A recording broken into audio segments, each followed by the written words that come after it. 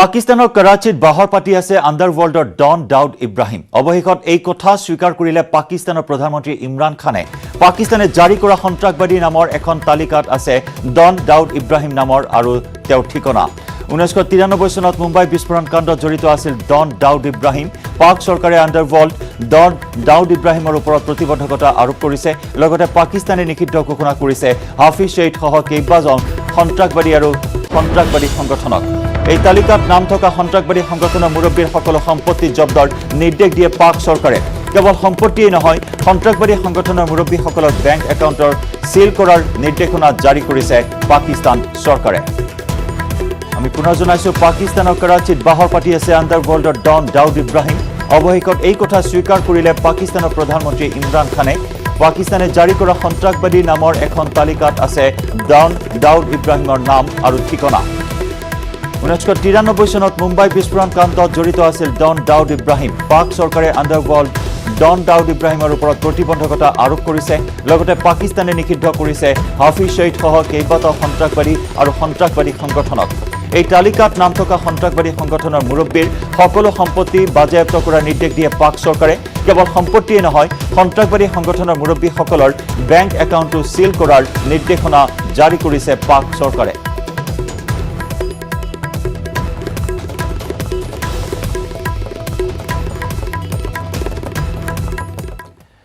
বলিউডৰ অভিনেতা সুশান্ত সিং ৰাজপুতৰ ৰহস্যজনক মৃত্যুৰ সিবিআই তদন্তৰ আজি হৈছে তৃতীয়টো দিন শনিবাৰে নীৰজ দীপেশ আৰু পিঠানিক সিবিআই কৰিছিল সোধা-পোছা 8 ঘণ্টা ধৰি আটাইকে জেৰা চলাইছিল সিবিআই ডিআৰডিও গেষ্ট হাউচত সিবিআই কৰিছিল সোধা-পোছা শনিবাৰে সুশান্তৰ ঘৰত উপস্থিত হৈছিল সিবিআই দল সুশান্তৰ ঘৰত প্ৰায় 6 ঘণ্টাৰ অভিযান চলালে সিবিআই দলে দীপেশ আৰু পিঠানিক লগত লৈ সুশান্তৰ ঘৰত উপস্থিত হৈছিল সিবিআই দল সুশান্তৰ বাসগৃহত সমগ্ৰ ঘটনাৰ পুনৰ দৃশ্যায়ন কৰে দলটিয়ে মৰণোত্তৰ পৰীক্ষা সম্পন্ন কৰা চিকিৎসককো সোধা-পোছা কৰা হয় কোপাৰ হস্পিটেলৰ 5 গৰাকী চিকিৎসকক সোধা-পোছা আজি ৰিয়া চক্ৰৱৰ্তীক সিবিআই সোধা-পোছা কৰাৰ সম্ভাৱনা আছে এই সমগ্ৰ ঘটনাৰ তন্নকৈ অভিযান চলাইছে সিবিআইয়ে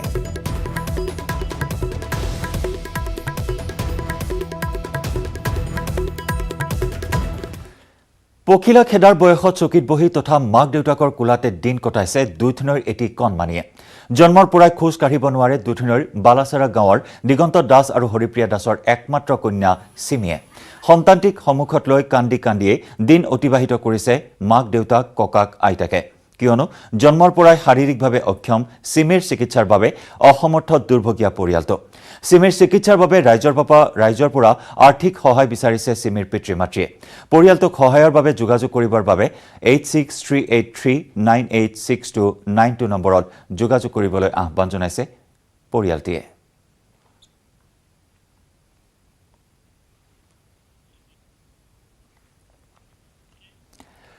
গোলাঘাট কুশল কোঁৱৰ অসামৰিক চিকিৎসালয়ত আৰক্ষী জিম্মাৰ পৰা পলায়ন কৰিলে গভাই চোৰে বেমাৰৰ ভাও ধৰি চিকিৎসাধীন হৈ থকা সাফিজুল আলী নামৰ এটা চোৰে আৰক্ষীৰ চকুত ধুলি দি পলায়ন কৰে চিকিৎসালয়খনৰ কয়দী ৱাৰ্ডৰ পৰা শৌচালয়লৈ যাওঁ বুলি পলায়ন কৰে চোৰটোৱে কৌশলেৰে শৌচাগাৰৰ টিং এৰুৱাই ওপৰেদি পলায়ন কৰে গভাইত সাফিজুল আলীয়ে 20 আগষ্টত গোলাঘাট আৰক্ষীয়ে গ্ৰেপ্তাৰ কৰিছিল কেইবাটাও চুৰি ঘটনাৰ লগত জড়িত সাফিজুল আলীক ধৃত চোৰটোৰ পৰা জব্দ কৰা হয় সোণ ৰূপৰ অলংকাৰ নগদ ধনৰ লগতে বিভিন্ন সামগ্ৰী উল্লেখযোগ্য যে গোলাঘাট কুশল কোঁৱৰ অসামৰিক চিকিৎসালয়ৰ পৰা পূৰ্বেও আৰক্ষীৰ চকুত ধুলি দি পলায়ন কৰিছে চোৰ ডকাইত দুৰ্বৃত্তই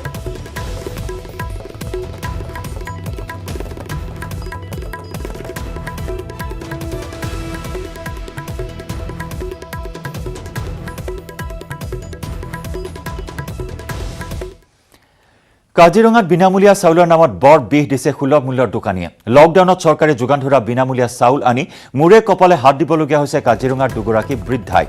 1 নম্বৰ কহৰা নিবাসী দুগৰাকী বৃদ্ধাই শনিবাৰে কাজিৰঙা সমবায় সমিতিৰ অধীনস্থ কহৰাৰ সাহু উপাধিৰ এজন লোকৰ সুলভ মূল্যৰ দোকানৰ পৰা আনিছিল চৰকাৰে যোগান ধৰা বিনামূলীয়া চাউল দোকানীয়ে চাউল দি পঠিওৱাৰ পাছত ঘৰত বেগ খুলি চাই হতবাক হৈ পৰে বৃদ্ধা দুগৰাকী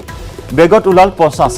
চাউলৰ মাজত আছিল জেঠীৰ মলৰ লগতে মৃত পচি যোৱা নিগনিও বৃদ্ধা দুগৰাকীৰ অভিযোগ মতে অস্বাস্থ্যকৰ চাউল যোগান ধৰা সন্দৰ্ভত খুজি মাগি খোৱা বৃদ্ধা দুগৰাকীয়ে সুলভ মূল্যৰ দোকানত অভিযোগ দিয়ে যদিও সমবায় সমিতিৰ জৰিয়তে চাউল যোগান ধৰিছে বুলি মত প্ৰকাশ কৰে সুলভ মূল্যৰ দোকানীজনে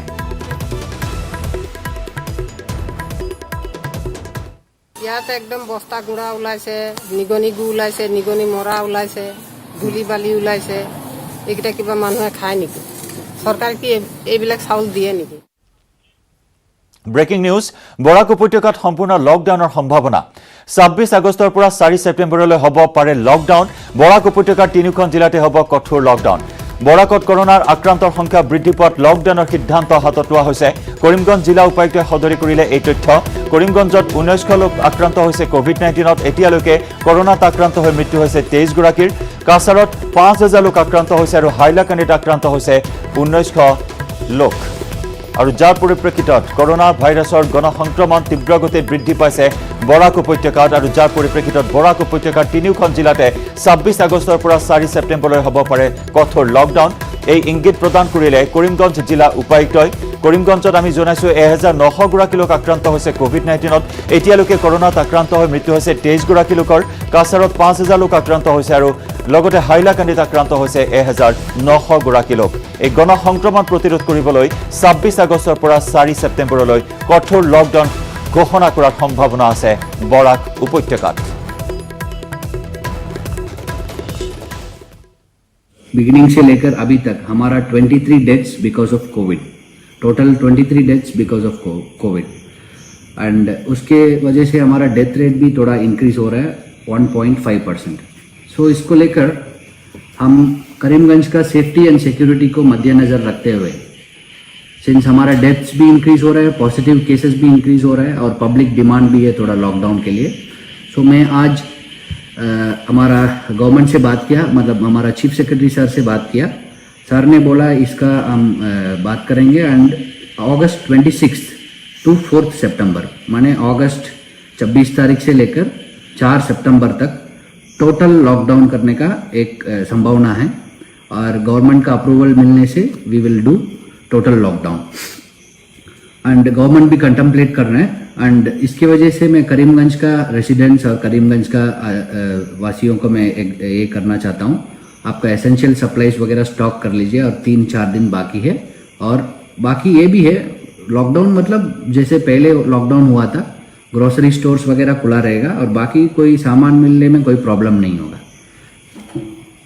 सो इसका एक मेन मैटर है so total lockdown in Karimganj that is total whole of Barak valley में होगा and it will be from August 26 to September 4th. এই মুহূৰ্তত পুনৰ লৈছো আন এটি চমু বাণিজ্যিক বিৰতি 7 গৰাকী কোভিড ৰোগীৰ মৃত্যু কৰোনাত আক্ৰান্ত হৈ মৃত্যু হয় যোৰহাটৰ ৰাজেশ দত্ত ডিব্ৰুগড়ৰ চেনী দেৱী জৈন আৰু ক্ষেত্ৰধৰ গগৈ কাছাৰৰ ভোলানাথ দোচাৰ কামৰূপৰ যতীন চন্দ্ৰ দাস শোণিতপুৰৰ নুৰ ইছলাম মিৰ্ধা আৰু কামৰূপৰ সুধীৰ কুমাৰ দাস ৰাজ্যত ইয়াকে লৈ 234 গৰাকীলৈ বৃদ্ধি পালে কোভিড ৰোগীৰ মৃত্যুৰ সংখ্যা মৃত্যুৰ পৰিসংখ্যা ক্ৰমাৎ ঊৰ্ধ্বগামী হৈ আছে ৰাজ্যত প্ৰতিদিনেই 7, 8, 9, 10 গৰাকীকৈ লোকৰ মৃত্যু হৈ আছে আৰু শেহতীয়াকৈ পুনৰ 7 গৰাকী ৰোগীৰ মৃত্যুৰ খবৰ মন্ত্ৰী হিমন্ত বিশ্ব শৰ্মাই টুইটযোগে প্ৰকাশ কৰিছে এই তথ্য কৰোনাত আক্ৰান্ত হৈ মৃত্যু হয় যোৰহাটৰ ৰাজেশ দত্ত ডিব্ৰুগড়ৰ চেনী দেৱী জৈন আৰু ক্ষেত্ৰধৰ গগৈ কাছাৰৰ ভোলানাথ দোচাৰ কামৰূপৰ যতীন চন্দ্ৰ দাস শোণিতপুৰৰ নুৰ ইছলাম মিৰ্ধা আৰু কামৰূপ মহানগৰৰ সুধীৰ কুমাৰ দাস ইয়াকে লৈ ৰাজ্যত 234 গৰাকীলৈ বৃদ্ধি পালে কোভিড ৰোগীৰ মৃত্যুৰ সংখ্যা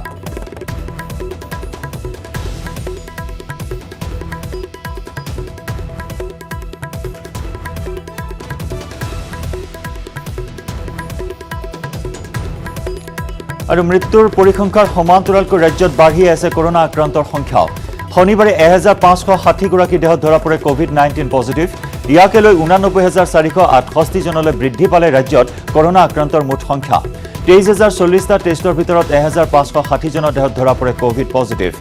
1560 জনৰ ভিতৰত কামৰূপ মহানগৰত 352 জন যোৰহাটত 137 জন আৰু কামৰূপত আক্ৰান্ত হৈছে 104 জনকৈ লোক 65596 গৰাকী লোকে আৰোগ্য লাভ কৰাৰ বিপৰীতে চিকিৎসাধীন হৈ আছে 23635 গৰাকী লোক ইপিনে কৰোনাত আক্ৰান্ত হৈ আমি জনাইছো ৰাজ্যত প্ৰাণ হেৰুৱাইছে 234 গৰাকী লোকে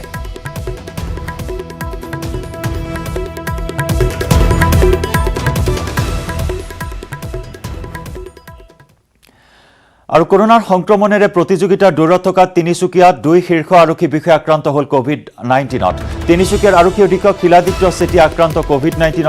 অতিৰিক্ত আৰক্ষী অধীক্ষক ৰিপুঞ্জয় কাকতিও আক্ৰান্ত হ'ল কোভিড-19ত কিছুদিন ধৰি জ্বৰ কাহত ভুগি আছিল 2 গৰাকী আৰক্ষী বিষয়া কৰোনা যুঁজত প্ৰথম শাৰীৰ পৰা যুঁজ দি অহা আৰক্ষী বিষয়াসকল আক্ৰান্ত হৈছে কোভিড-19ত শেহতীয়াকৈ তিনিচুকীয়াৰ আৰক্ষী অধীক্ষক শিলাদিত্য চেতিয়া আক্ৰান্ত হ'ল কোভিড-19ত লগতে অতিৰিক্ত আৰক্ষী অধীক্ষক ৰিপুঞ্জয় কাকতিও আক্ৰান্ত হৈছে কোভিড-19ত জানিব পৰা অনুসৰি কিছুদিন ধৰি জ্বৰ কাহত ভুগি আছিল দুয়োগৰাকী আৰক্ষী বিষয়া আৰু কোভিড-19ৰ ফলাফল আহিল দুয়োৰে পজিটিভ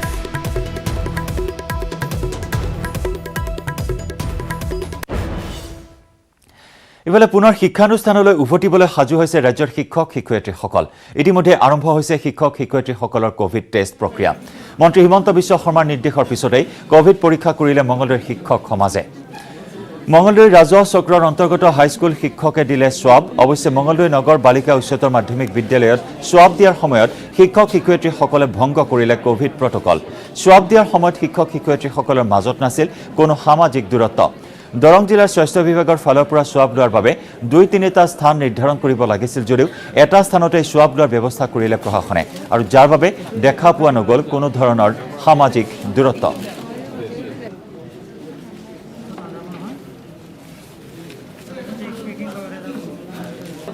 চাৱাহক আমাৰ সাংবাদিক নৱজ্যোতি মহন্তৰ বিশেষ ৰিপৰ্ট নিশ্চয়কৈ শিক্ষামন্ত্ৰীৰ নিৰ্দেশৰ পিছত দেখিবলৈ পোৱা গৈছে শিক্ষক শিক্ষয়িত্ৰীসকলে স্কুললৈকে যাবৰ কাৰণে সাজু হৈ পৰিছে আৰু ইয়াৰ পূৰ্বে তেওঁলোকৰ যি সোৱাব টেষ্ট কৰাৰ নিৰ্দেশনা দিছিলে নিৰ্দেশনা ক্ৰমে দৰং জিলাতো মঙলদৈ গাৰ্লছ হাইস্কুলত সোৱাব টেষ্ট আৰম্ভ হৈছে আমি দেখুৱাইছোঁ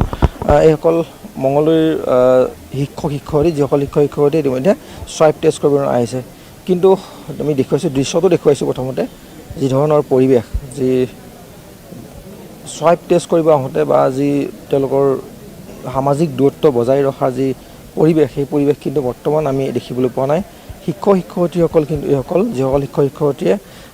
স্কুললৈকে যাব লাগিব ছাত্ৰ ছাত্ৰীসকলক পঢ়াব লাগিব আৰু ইয়াৰ পূৰ্বে তেওঁলোকে সোৱাব টেষ্ট কৰিছে যে শিক্ষকসকল আছে আমি কথা পাতিম প্ৰথমতে দেখুৱাইছোঁ পৰিৱেশটো সোৱাব টেষ্ট কৰাৰ কাৰণে আহিছে আপোনালোকক দেখিবলৈ পোৱা গৈছে এটা মাত্ৰ স্থান কৰিছে য'ত সোৱাব লৈ আছে অসুবিধা হৈছে যেহেতু বহু শিক্ষক শিক্ষয়িত্ৰী আছে হয় কিছু অসুবিধা হৈছে হ'লেও আমি তেওঁলোকৰ যিখিনি সুবিধা বা যিখিনি স্বাস্থ্য বিভাগৰ যিখিনি সুবিধা আছে সেই সুবিধাখিনিৰ ভিতৰত তেওঁলোকে ডিচিপ্লিন মেইনটেইন কৰি কামখিনি কৰিব চেষ্টা কৰিছে আমাৰ শিক্ষকসকলেও তেওঁলোকক সহযোগিতা আগবঢ়াইছে গতিকে এটা আমি শিক্ষামন্ত্ৰীৰ নিৰ্দেশক্ৰমে আমি সোৱাব দিব আহিছোঁ আৰু আমি স্কুলৰ কাৰণে আমি আচলতে এটা আমাৰ এইটো প্ৰথম প্ৰস্তুতি বুলি ক'ব লাগিব গতিকে ইমান দিনে বিদ্যালয় বন্ধ থাকিলে ছাত্ৰ ছাত্ৰীৰ ক্ষতি হৈছে পৰিৱেশটোৱে এনেকুৱা আছিলে যিটোত আমি হয়তো ল'ৰা ছোৱালীখিনিক অভিভাৱকসকলে বা আমি নিজেও ছাত্ৰ ছাত্ৰীখিনিক এটা এনেকুৱা ছিটুৱেশ্যনত বা এই মহামাৰীৰ পৰিস্থিতিত আমি স্কুলত পঠিয়াব নোৱাৰোঁ কিন্তু হ'লেও আমি আশা কৰিছোঁ আহি থকা সময়ত আমাৰ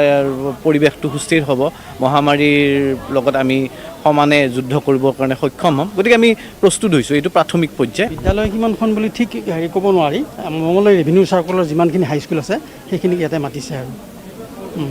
ৰেভিনিউ ৱাইজ কৰিছে এইটো এতিয়া দেখিবলৈ পোৱা গৈছে কিছু কিন্তু সামাজিক দূৰত্ব যদি ইয়াতে কোনোবা পজিটিভ ওলাই যায় সংক্ৰমণ হ'ব পাৰে সংক্ৰমণ হোৱাৰ যথেষ্ট আশংকা আছে কাৰণ সামাজিক দূৰত্বটো আমি খুব বেছি দেখা নাই মেইনটেইন কৰা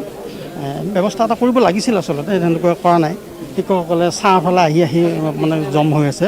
আচলতে এবাৰ কৰিলে নহয় 15 দিন বা এমাহৰ মূৰে মূৰে এইটো ৰিপিট কৰি থাকিব ভাল কাৰণ ইয়াৰ পৰা গোৱাৰ পিছত বাটতো হ'ব পাৰে নেক্সট গতিকে এইটো অলপ 15 দিন বা এমাহৰ মূৰে মূৰে আকৌ ৰিপিট কৰাটো ভাল এতিয়া নাই কিন্তু মোৰ ইয়াৰ পৰা টেষ্ট কৰাৰ পিছত আকৌ হৈ যাব পাৰে কোন বিদ্যালয় কৰিছে মই দাহি বালিকা বিদ্যালয় কিমান শিক্ষক আছে আমি গোটেইকেইজনে আহিছোঁ কালি কিছুমানে কৰিলে আজি ল'ৰাখিনি আহিছে এই দুদিনীয়া প্ৰগ্ৰেম দেখুৱাইছোঁ ৰমেশে দেখুৱাইছে যিহেতু শিক্ষামন্ত্ৰীৰ যি নিৰ্দেশনা এই নিৰ্দেশনাৰ পিছতে এই ধৰণৰ স্বাস্থ্য বিভাগৰ ফালৰ পৰা জিলা স্বাস্থ্য বিভাগৰ ফালৰ পৰা ব্যৱস্থা গ্ৰহণ কৰা গৈছে কিন্তু যি ধৰণৰ সামাজিক দূৰত্ব বজাই ৰাখি সোৱাব লোৱাৰ ব্যৱস্থা গ্ৰহণ কৰিব লাগিছিল সেই ধৰণৰ কিন্তু ব্যৱস্থা দেখিবলৈ পোৱা নাই তথাপিও কিন্তু শিক্ষকসকল আহিছে তেওঁলোকে সোৱাব দিছে কাৰণ সেই বিদ্যালয়লৈকে যাব লাগিব আৰু বিদ্যালয়লৈকে যোৱাৰ পূৰ্বে এইসকল শিক্ষক শিক্ষয়িত্ৰীৰ দেহত কৰোণাৰ অৱস্থিতি আছে নাই তাক পৰীক্ষা কৰাৰ কাৰণে স্বাস্থ্য বিভাগৰ যি ব্যৱস্থা এই ব্যৱস্থাত সহযোগিতা কৰা দেখিবলৈ পোৱা গৈছে শিক্ষক শিক্ষয়িত্ৰীসকলে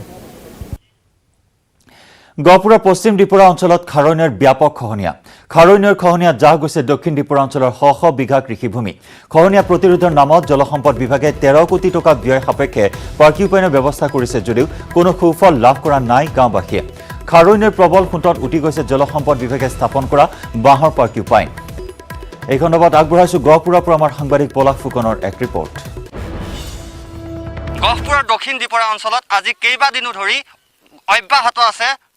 গৰাখহনীয়া আৰু এই গৰাখহনীয়াৰ ফলত মাটি ভেটি হেৰুৱাৰ উপক্ৰম হৈছে দক্ষিণ ত্ৰিপুৰাৰ কেইবাটাও পৰিয়াল। এই মুহূৰ্তত কেমেৰা সহযোগীয়ে দেখাব আজি প্ৰায় ৩-৪ দিন ধৰি তীব্ৰ গতিত কালৰূপ ধাৰণ কৰিছে গৰাখহনীয়াই। দৈনিক 50ৰ পৰা 100 মিটাৰ পৰ্যন্ত গৰা খহিয়ে আছে। যি 13 কোটি টকীয়া প্ৰজেক্টৰ কাম চলি আছিল এই দক্ষিণ ত্ৰিপুৰা অঞ্চলত সেয়া ফুটুকাৰ ফেনলৈ পৰিণত হৈছে। কেইডালমান বাঁহৰ পাৰ্কিউপাইন দি পেলাই বৰ্তমান গৰাখহনীয়া ৰুধিবলৈ চেষ্টা কৰি আছে যদিও কোনো সফল হ'ব পৰা নাই। যিখিনি স্থানত আচলতে পাৰ্কিউপাইনসমূহ বহাব লাগিছিল সেই স্থানত নবহাই কিছু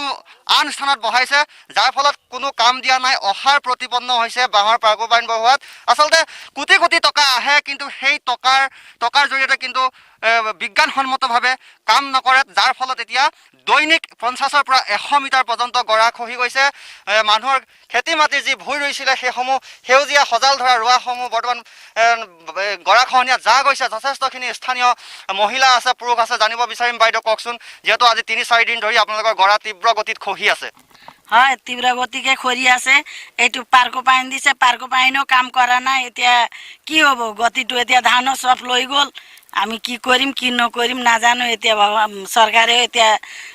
কৰিছোঁ বুলি কয়। এতিয়া 13 কোটি টকা আহিছে, এতিয়া ক'ত কি কৰিছে আমি নাজানো। 13 কোটি টকাৰ পাৰ্কিউপাইন দিয়া হ'লেতো ভাল হ'লে, কিন্তু এতিয়া দিয়াই নাই। এতিয়া বাঁহ দিছে, কি হ'ব? বাঁহ লোকৰ বাঁহ বিক্ৰী হৈছে, আমাৰ কামেই হোৱা নাই। আমাৰ খেতি পথাৰ গোটেই গৈছে, আমাৰ ঘৰে নিব আৰু 4-5 দিনত। আমি ক'ত যাম, কি কৰিম? আমি দুখীয়া মানুহ।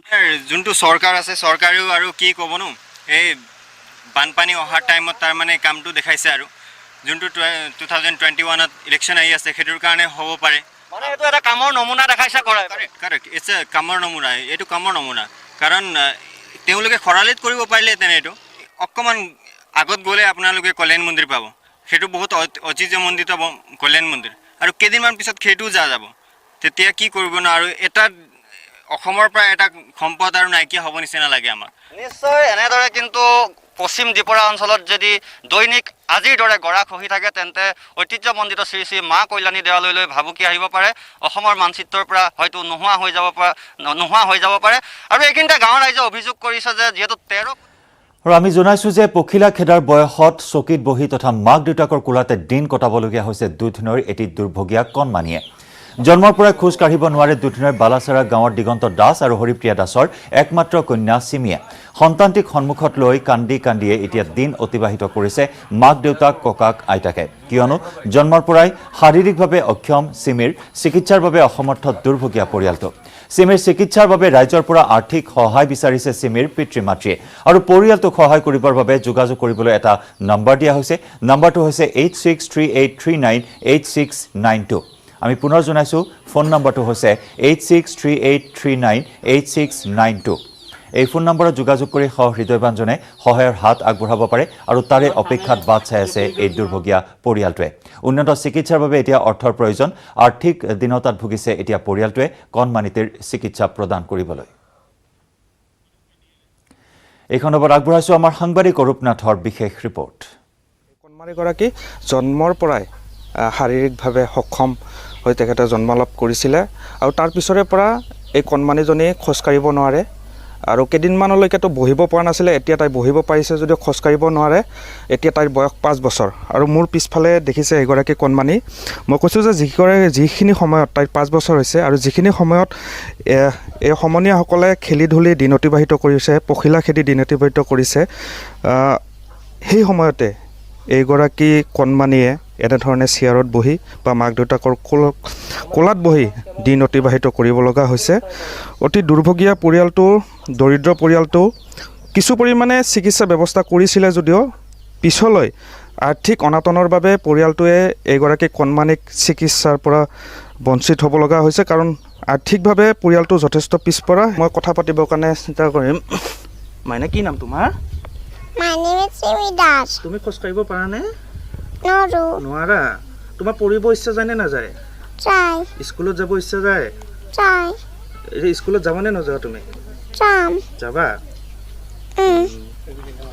খোজ কাঢ়িব ইচ্ছা যায় নে খেলিব ইচ্ছা যায় নে তোমাৰ Koskadaba. ইচ্ছা যায় এয়া আচলতে তাইৰ মনৰ কথা তাই ক'লে যে স্কুলত যাব ইচ্ছা যায় খোজ কাঢ়িব ইচ্ছা যায় খেলিব ইচ্ছা যায় কিন্তু আচলতে শাৰীৰিকভাৱে সক্ষম কাৰণে তাই এতিয়ালৈকে একোকে কৰিব নোৱাৰে আচলতে এনেধৰণে বহি দিন অতিবাহিত কৰিব লগা